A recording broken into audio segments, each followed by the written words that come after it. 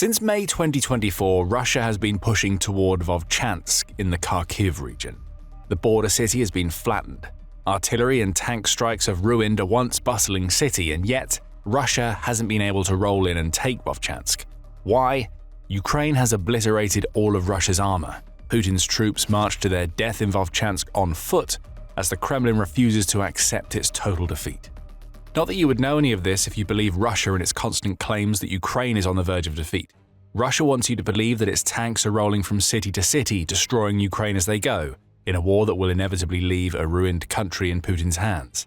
But the reality is that the tanks aren't going anywhere in Vovchansk, neither are Russia's armored vehicles. According to Euromaidan press, Russia hasn't been able to launch a single effective mechanized assault against Ukraine's defenses in the Kharkiv-based city since the summer of 2025. And the reason for that is very simple: Russia's armor has run out.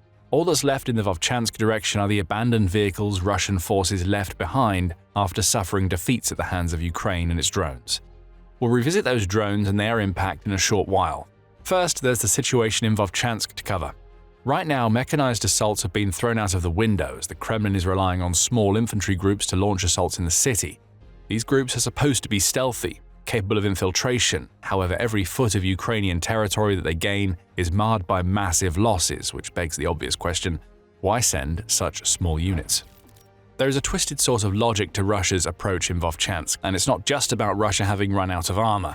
Russia started switching to its approach of using small infantry units during the midpoint of 2025 in an attempt to take territory from Ukraine in an irregular way. Gone were the typical mechanized approaches, which would see Russia attempt to batter its way through Ukraine's defenses using tanks and armored vehicles, which typically led to massive equipment losses for Russia. The small units were created to slip around Ukraine's defenses. The idea, as Business Insider reported in October, was for these units to be discreet enough that they could avoid the hordes of Ukrainian FPV and reconnaissance drones patrolling the kill zones between Russia's positions and Ukraine's defenses. Russia's infantry was being guided by drones themselves, Business Insider reported, and they were creeping ever slowly across the front lines in the hope of finding gaps in Ukraine's defenses.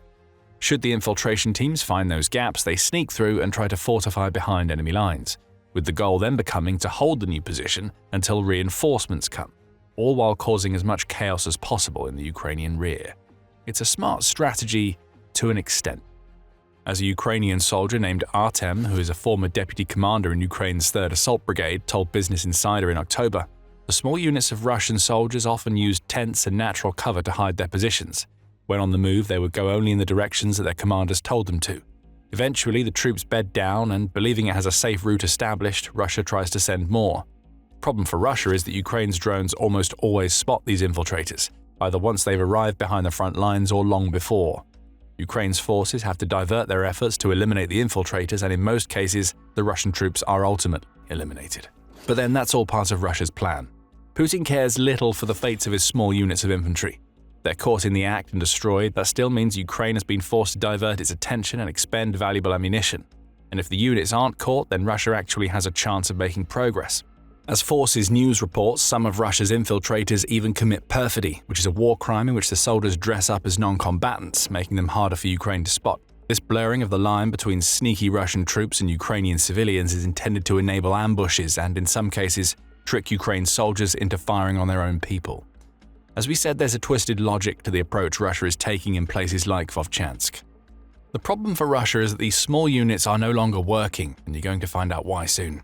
For now, Russia's small unit assaults on Vovchansk, though not particularly effective, are constant.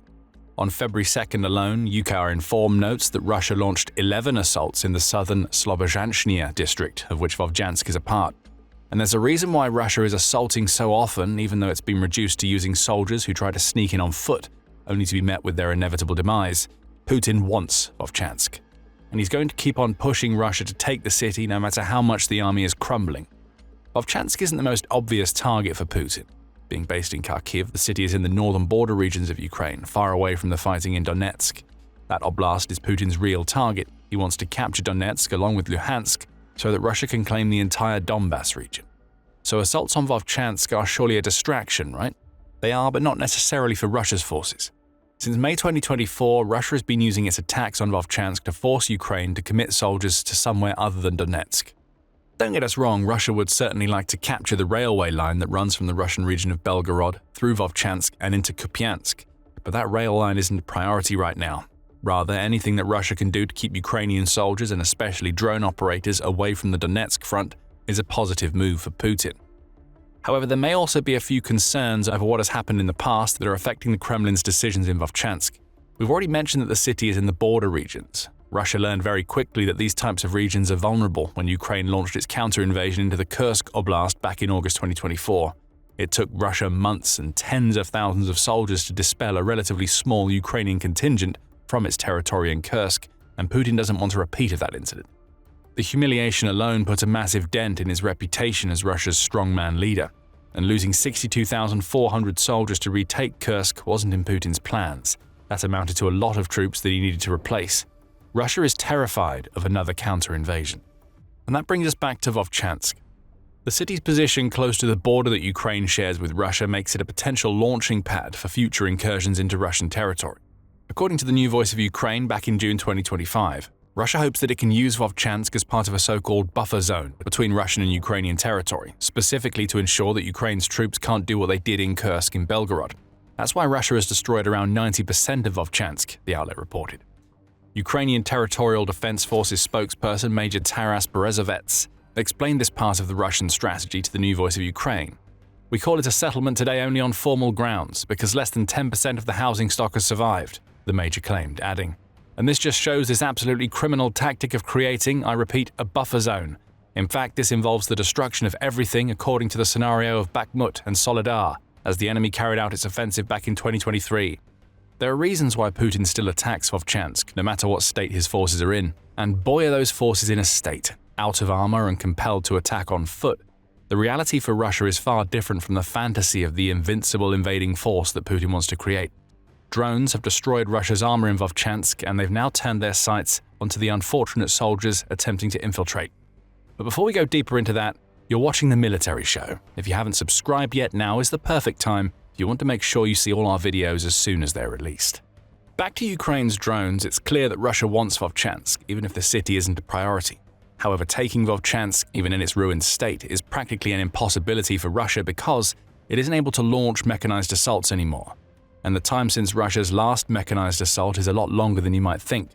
During an interview with Ukraine's Army TV YouTube channel, the communications officer of Ukraine's 57th Separate Motorized Infantry Brigade, Ruslana Bohdan, revealed just how bad Russia's armor situation has become in Vovchansk. "Mechanized assaults have been impossible since summer, at least the last time we saw an attempt at a mechanized assault here," Bohdan said. That last time was back in the summer when Russia first started trying to turn Vovchansk into part of the buffer zone that it still failed to create over 6 months later. Bohdan added, "Of course, drones stop them all, so using vehicles here is ineffective.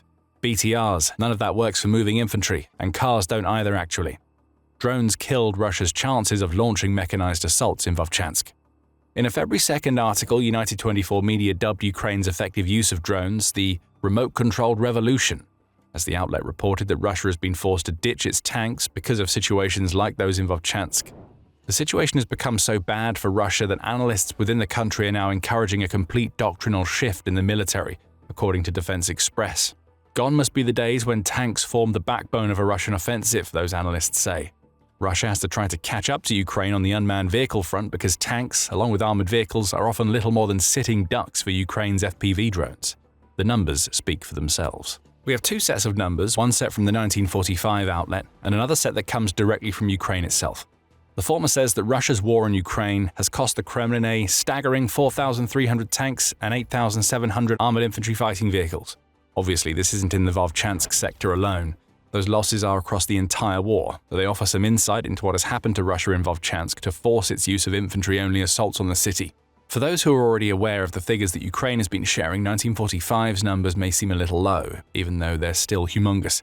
The reason is that the outlet pulled its figures from Oryx, which is an open-source intelligence platform that only counts that loss if it has photographic or video evidence of that loss occurring. Oryx itself offers a disclaimer that the true amount of Russian equipment that has been destroyed or otherwise lost is significantly higher than it's able to record, indicating that there are many thousands more tanks and armored vehicles that have been reduced to smoldering wrecks on the Ukrainian battlefield.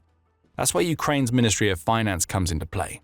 It says that Russia has actually lost over 11,600 tanks and almost 24,000 armored fighting vehicles since Putin launched his invasion. The ministry has also attempted to estimate the monetary costs of these losses, suggesting that Ukraine has taken out over $18 billion worth of Russian tanks, along with about $14.3 billion worth of armored vehicles. It's unclear precisely how the ministry measures Russia's losses, but given the Oryx disclaimer, even a pessimist would have to assume that the scale of Russia's losses is somewhere in the middle of the Oryx and Ukrainian figures. That still amounts to thousands, if not tens of thousands, of units of armor destroyed in 4 years. Suddenly it's becoming a whole lot clearer why Russia doesn't have tanks and armored vehicles to spare for its attacks on Vovchansk. Russia's switch to infantry-only assaults is most likely a direct consequence of these losses. But before we get into how badly those assaults are failing, there has been another, more ironic consequence of Ukraine's annihilation of Russia's armor.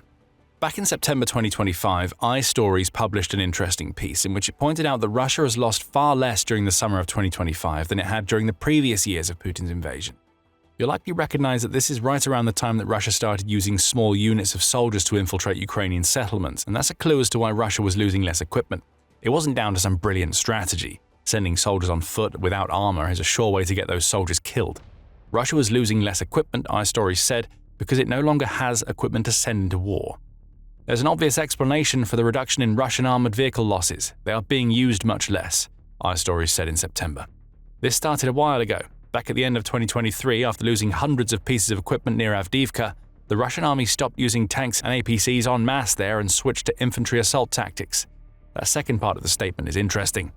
Though Russia eventually took Avdiivka, it appears to have followed a similar strategy to the one now seen in Vovchansk.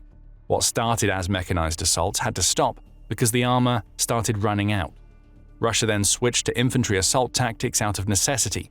In Avdiivka and other locations, that worked because these assaults took place early enough in the war that Russia had equipment to spare. Even though Russia eventually started running out of armor, the destroyed tanks and vehicles had done enough damage to Ukraine's defenses to enable infantry to roll in. But that's not what's happening in Vovchansk. Russia's armor has been used up far quicker and the infantry is attacking on foot, but Russia's strategy is costing Putin and his military dearly. Before we dig into the numbers, we should point out that Russia is making some limited advances in Vovchansk, per Bohdan's comments to Army TV. Is there any advance? Is the enemy moving? Bohdan asks. Yes, indeed, they are moving. Yes, indeed, there are changes. The grey zone is expanding. However, this happens at the cost of enormous losses. It's hard to imagine the justification for these losses. And enormous is the perfect word to use. According to Euromaidan Press, Russia has spent more than 600 days launching constant assaults against Vovchansk since May 2024. The outlet claims that these assaults have cost Russia over 15,000 of its soldiers. For context, that amounts to about 25 soldiers per day since the offensive began, which perfectly aligns with the strategy that Russia is using of sending small infantry units to attack Vovchansk on foot. Some of these soldiers make minor breakthroughs, allowing them to operate in the grey zone that Bohdan mentions, but most suffer the same fate as Russia's armor. They get cut down by Ukraine's drones. More supporting evidence of this number of losses comes from RBC Ukraine. If we multiply 25 daily Russian casualties by 30 to get an approximate month's worth, we get 750 casualties per month. Sometimes the number is much higher. In August, RBC Ukraine says Russia lost nearly 1,200 of its soldiers, many of whom died at the hands of Ukraine's 71st Air Assault Brigade. If Russia continues down this path, things are going to get much worse. The limited success that Russia has experienced in Vovchansk, which amounts to sneaking a handful of soldiers behind the lines, where they wait for reinforcements that they hope will arrive before Ukraine's drones, came as a result of winter. Specifically, frozen rivers in the Vovchansk sector eliminated a barrier that had previously prevented more Russian soldiers from attacking on foot. Viktor Trugubov, who is head of the communications department at Ukraine's Joint Forces Task Force, explains the role that frozen rivers played and why that role isn't a concern anymore. Given that the rivers were still frozen for some time and did not pose much of an obstacle as before, the enemy took full advantage of this period, Trugubov says. That period is over, at least for now, and Ukraine still holds the southern and eastern outskirts of Vovchansk as Russia's infantry units die in their assaults.